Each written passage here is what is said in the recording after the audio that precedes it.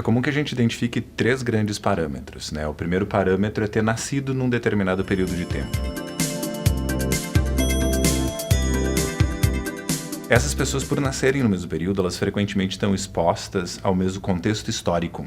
São os mesmos grandes eventos que estão acontecendo e esses eventos afetam os movimentos do mundo que acabam afetando como essas pessoas se desenvolvem, como elas trabalham e como elas vão seguir ao longo da sua vida.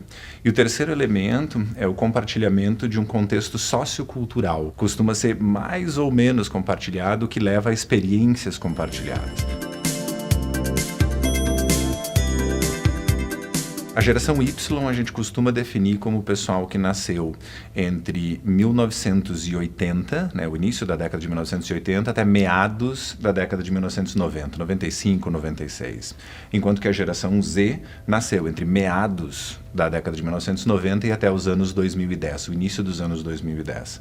O que costuma marcar essas duas gerações é que a geração Y cresceu com computadores e o início da internet, mas ainda não tinham dispositivos móveis, por exemplo, enquanto que a geração Z ela já cresceu, já se desenvolveu com internet, com dispositivos móveis fazendo parte da vida. E essa conectividade acaba afetando como as pessoas se relacionam. É o pessoal que chegou, estava chegando no mercado de trabalho quando a gente teve a crise de 2008. O pessoal que estava em início de carreira e de repente se viu menos empregos, salários menores e ao mesmo tempo muitos custos aumentando, especialmente custos de propriedade, né? Então você tem um aumento de despesas, você tem uma redução de salários. E você tem a venda de uma ideia de que se você consumir as coisas, você vai ser feliz, você vai compensar, né, todas as outras coisas ruins que estão acontecendo. Junta tudo isso, tu tem um padrão de endividamento. A geração Z ela acaba sendo um pouco diferente com relação à geração Y. A gente observa uma menor ênfase em consumo, aparentemente, e uma maior ênfase em relações. Então, enquanto a pessoa da geração Y talvez se definisse pelas coisas que ela tem e pelas coisas que ela consome, o pessoal da geração Z, eles parecem se definir por com quem eles têm contatos. E é interessante observar que esses contatos, eles não são necessariamente da mesma maneira como as outras gerações entendiam contatos. A gente, se pensar em uma geração mais antiga, o contato frequentemente ele se dá por meio da troca. Na geração Z, por toda a conectividade que se atribui a esse pessoal, você tem uma relação de eu posto a foto e alguém curte essa foto. Então não é uma relação simétrica, né, de como costuma ser com dois amigos. Ela é assimétrica alternada. Então, às vezes eu sou consumidor de conteúdo, às vezes eu sou produtor de conteúdo. A ocitocina é muito importante na formação de vínculos entre as pessoas. E esse neurotransmissor, ele é liberado quando a gente tem contato olho a olho. Só que essa mesma substância, ela também age como hormônio. Mas se viu que como hormônio, ela tem um papel extra de diminuição de estresse. Isso ajuda a reforçar vínculo, então você se sente menos sozinho.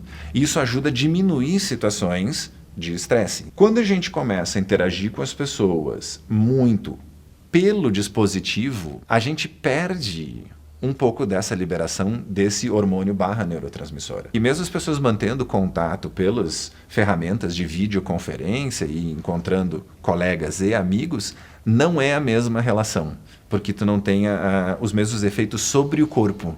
O que muda como a pessoa se sente, muitas pessoas se sentem mais estressadas, e como as pessoas se sentem vinculadas com as outras. Então não me surpreende que a geração Z, por ser mais conectada e por mediar as suas relações usando tecnologia, que seja uma geração que tem uma taxa mais alta de diagnóstico de transtornos de ansiedade. Esse pessoal tem menos mecanismo para diminuir os seus hormônios do estresse, naturalmente isso vai se expressar como uma maior ansiedade.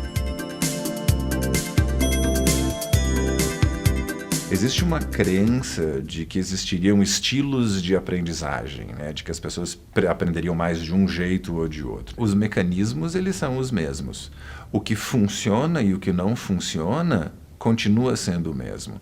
O que a gente tem são mudanças nas preferências de como as pessoas vão aprender. Mas nem sempre a maneira como a pessoa prefere é realmente a maneira que ela vai ter mais sucesso em termos de aprendizagem. Com popularização da internet, com facilidade de acesso a ferramentas de streaming de vídeo e tudo mais, você começa a ter a possibilidade de aprender por meio de vídeo. A pessoa acaba preferindo o que está ali disponível. Eu vou defender o argumento de que elas aprendem da mesma maneira que sempre, que é estudando, né, seja lendo, seja vendo vídeo, mas especialmente agindo em cima do conhecimento que elas adquiriram. Se a gente tem uma diferença geracional, ela vai estar pela forma como a pessoa se apropria desse conhecimento.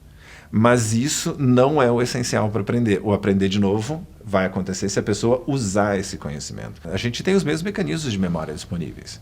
A gente tem os mesmos mecanismos atencionais disponíveis. Eu acho que são os hábitos que foram se desenvolvendo ao longo das gerações, né? Cada geração com os seus hábitos, que podem estar prejudicando a capacidade das pessoas mostrarem o quanto elas conseguem prestar atenção ou fazer uma determinada tarefa.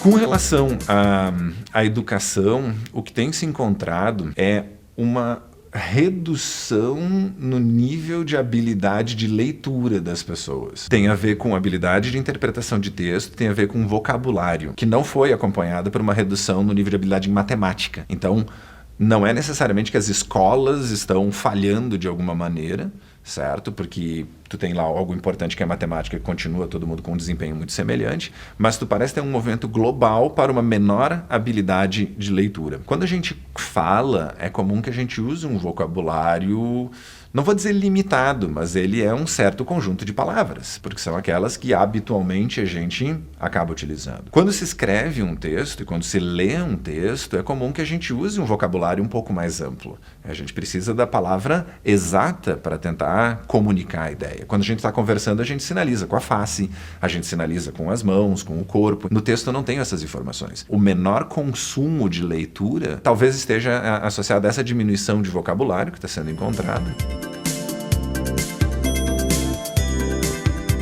Uma das coisas que a psicologia evolucionista estabelece de maneira bastante clara, já faz bastante tempo, é a importância da estabilidade ou instabilidade no meio no qual a pessoa está se desenvolvendo para definir quem são os seus modelos de comportamento.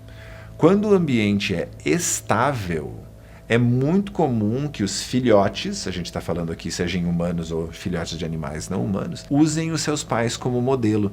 Porque como o ambiente é estável e os pais foram bem-sucedidos naquele ambiente, eles são modelos úteis. Quando o ambiente muda com muita rapidez, os pais não costumam ser mais vistos como bons modelos, porque eles são modelos que estão adaptados ao ambiente anterior e o ambiente agora mudou. Nesse caso, nos ambientes que estão em transformação rápida, os modelos costumam ser os pares, as pessoas com a idade próxima. A gente está numa aceleração nos processos de comunicação e as gerações anteriores não funcionam muito bem com isso, elas não estão adaptadas a isso. Então, quem vai ser o modelo da geração contemporânea? Das gerações mais recentes, as pessoas muito próximas de idade que utilizam essas mesmas ferramentas de comunicação. Aí a gente tem o surgimento desse conceito, para mim relativamente novo, de influenciador digital. É algo que surgiu, né, ou se estabeleceu nos últimos 10 anos. Em qualquer grupo, a gente tem pessoas diferentes. Em qualquer geração, que é um grupo enorme, a gente vai ter pessoas muito diferentes. E o que vai pautar essas diferenças? Se hoje a gente leva em conta que muitas das relações são mediadas por tecnologia, essa tecnologia depende de você ter conexão com a internet, depende do equipamento que você tem disponível para fazer contato com a outra pessoa. Isso tudo custa. O status socioeconômico, o poder aquisitivo da pessoa, pode ser muito mais importante do que uma determinada classificação de nasceu em tal período, nasceu em outro período.